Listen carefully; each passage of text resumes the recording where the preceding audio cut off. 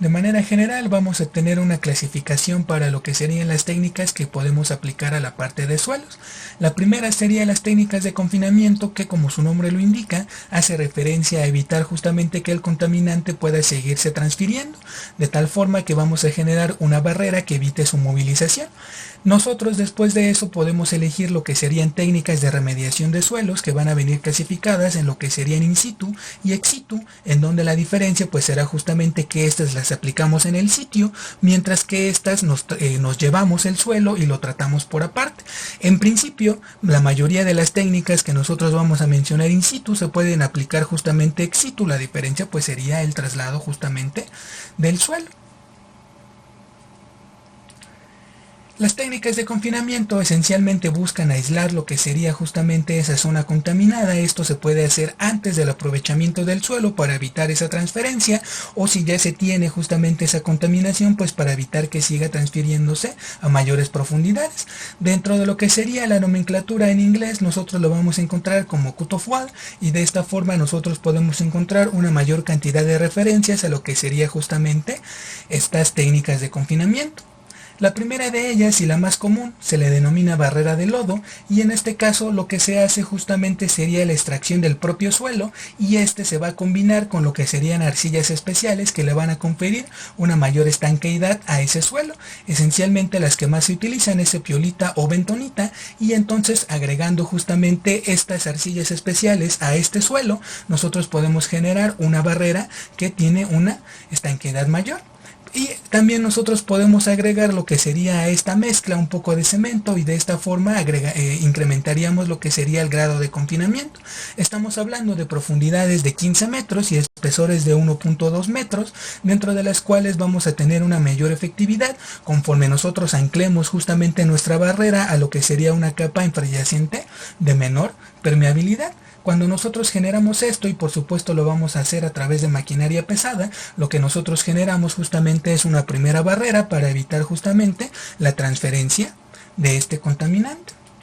Nosotros también podemos tener lo que son las denominadas barreras de paneles, los cuales son paneles que están construidos de diferentes materiales: madera, cemento, hormigón armado o acero, y a partir de esto nosotros los vamos a ir insertando justamente en la parte del suelo, y a partir de esto vamos a generar nuestra barrera de confinamiento. Es importante mencionar que nosotros en la juntura entre cada uno de estos paneles, nosotros vamos a generar justamente una configuración de sello, y posteriormente nosotros la vamos a rellenar con algún material para evitar justamente la transferencia. A esto se le conoce como el tabletascado, en donde por ejemplo en este caso de barreras metálicas nosotros tenemos justamente esta unión entre cada una de estas barreras, y luego el hueco justamente se inyecta con lo que sería por ejemplo una lechada de cemento bentonita, y de esta forma nosotros generamos un sello entre panel y panel, y de esta forma nosotros podemos generar una barrera efectiva para evitar justamente la transferencia de ese contaminante.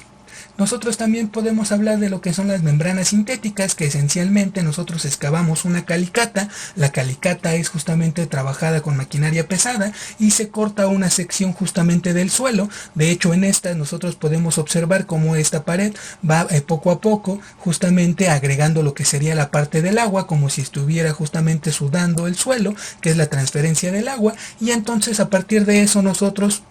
colocaríamos lo que sería una geomembrana. Esta geomembrana son de diferentes polímeros, y las características del material de elección dependería justamente de las condiciones en las cuales nosotros tengamos el suelo. En este caso esencialmente lo que sería la temperatura, la radiación ultravioleta, algún determinado contaminante que esté justamente transfiriéndose con el agua, o también lo que sería justamente la parte de los esfuerzos, si es que tiene una sola dirección o tiene múltiples direcciones. Entonces nosotros debemos elegir un material que soporte justamente esa interacción multiaxial. Entonces para ello pues nosotros utilizamos lo que sería la clasificación de estos materiales, en donde pues el nombre del polímero se le van a ir agregando algunos otros términos para darnos una idea justamente de las características que va a tener cada uno de estos materiales. En lo que sería por ejemplo la clasificación por estructura, en donde nosotros podemos tener las variaciones reforzadas, dentro de las cuales esos refuerzos son justamente con caucho,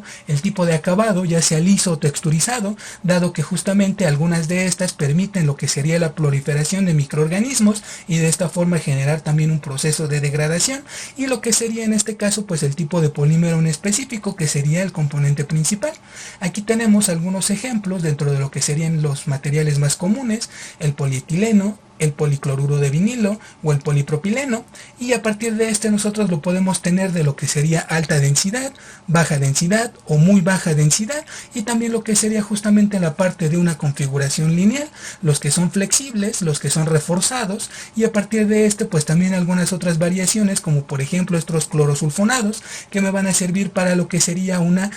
flexibilidad incluso en condiciones de punto de congelación para las zonas donde hace mucho frío. De esta forma nosotros podemos observar que cada uno de estos materiales, de los cuales va a estar constituido nuestra geomembrana, pues va a tener diferentes características en función, por ejemplo, de lo que serían ciertos contaminantes que tengamos en el suelo, como por ejemplo aceites y petróleos, para los cuales no sería recomendado, por ejemplo, este termolímero de etileno. Para algunos otros, por ejemplo, cuando tenemos una radiación ultravioleta importante o cuando nosotros tenemos ozono, y de esta forma pues nosotros podemos hacer la elección más adecuada para lo que sería el material del cual va a estar constituido nuestra geomembrana. O también, por ejemplo, para este que es de alta densidad, no tiene mucha resistencia para lo que sería justamente una configuración multiaxial, lo que quiere decir entonces que nosotros no vamos a poder generar esfuerzos mecánicos sobre esa geomembrana en múltiples direcciones, porque justamente va a tener una pobre resistencia y eso va a generar fracturas, y entonces eso va a generar que logre traspasar la transferencia del agua con el contaminante, y entonces por lo tanto pues ese material no sería un candidato para esas condiciones. Después tenemos lo que sería la inyección de cemento. En esta inyección de cemento nosotros lo hacemos mediante maquinaria especial, que también es maquinaria pesada, por ejemplo esta BC30, y entonces a partir de esto nosotros de igual manera lo que hacemos es inyectarlo para confinar lo que sería el área contaminada. También nosotros podemos utilizar ese mismo concepto para inyectar algún componente químico o alguna mezcla del propio suelo con alguna arcilla especial y